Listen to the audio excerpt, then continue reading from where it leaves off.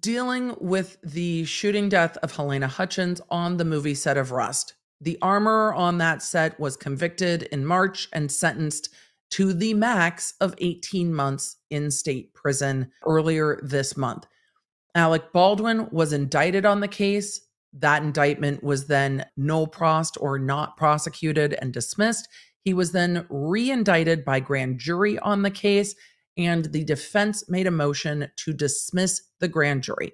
That motion relitigated every single beef that the defense has with the prosecution and has effectively buried the prosecution in hundreds of pages of litigation.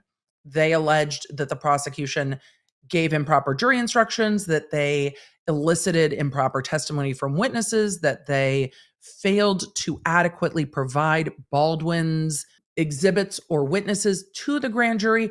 The state fired back with 50 pages of shade, and then a little bit of legal argument saying, nah, no, we didn't.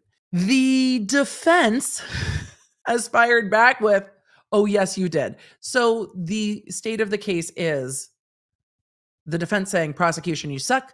The prosecution going, nah, and the defense going, yaha. We have now reached the yaha phase of the defense's reply. After this should go to a hearing. That hearing has not been set yet. The prosecution yesterday asked for the tape of the hearing and was like, I'm going to need to see if I said what the defense is saying I said. That's my interpretation. But we're going to see a hearing on this hopefully sometime in the near future, because this trial is set for July.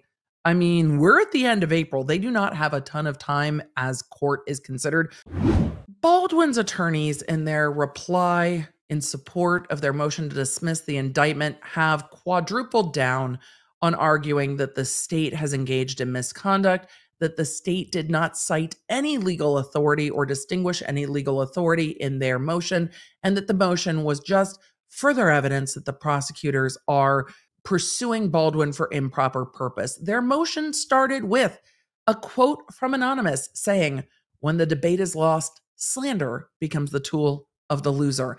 In a lengthy motion, they have again pointed out that they believe the state did not properly present exculpatory evidence, that the state gave the wrong jury instruction or a improper jury instruction to the grand jury and failed its basic duties, and that the entire thing is improper and the prosecution is going after Baldwin to humble him and to teach him a lesson.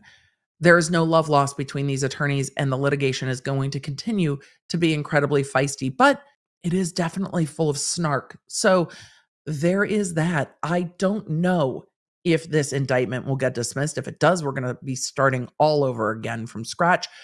But they also clarified that Baldwin has not commissioned a documentary and that there are, in fact, 2 documentaries underway regarding Rust, the return to filming Rust, and everything that has happened in this case. But Baldwin is not involved with those or financially attached to those, and the prosecution revoking his plea deal for that reason is, again, improper and shows the lengths that the prosecution will go to get after Baldwin.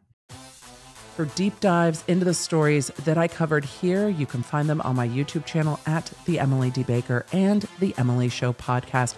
I stream every Tuesday and Thursday. The podcast goes live on Wednesdays. And if you want to stay in the loop with everything I'm doing, receive the fastest notifications out there, and get more Law Nerd community, join me at lawnerdapp.com, our free app for iOS and Android.